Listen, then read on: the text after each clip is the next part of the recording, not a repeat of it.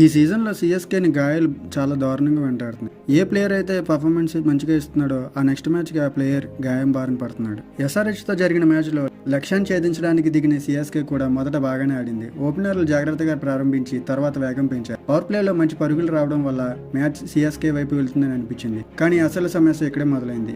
మధ్య ఓవర్లో CSK batsmen runs వేగం తగ్గించారు. అదే సమయంలో కీలక వికెట్లు కోల్పోయారు. ఒకవైపు ఒత్తిడి పెరుగుతుంటే మరోవైపు అవసరమైన రన్ రేట్ కూడా పెరుగుతుంది. ఇది ఈ మ్యాచ్లో అసలు టర్నింగ్ పాయింట్గా మారింది. చివరి 5 ఓవర్లకు సిఎస్కే గెలుపు అవకాశాలు ఇంకా ఉన్నాయి. కానీ ఇక్కడ ఎస్ఆర్హెచ్ బౌలర్లు అద్భుతంగా రాణించారు.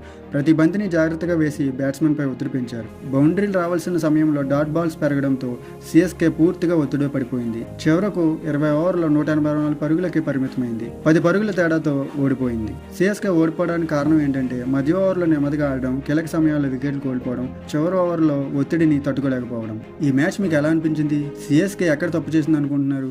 మీ అభిప్రాయాన్ని కామెంట్లలో చెప్పండి. ఈ వీడియో మీకు నచ్చినట్లయితే ఒక లైక్ కొట్టండి. ఇటువంటి ఇన్ఫర్మేషన్ మీరు ఇంకా పొందాలనుకుంటే నా ఛానల్ని సబ్స్క్రైబ్ చేయండి. Thank you.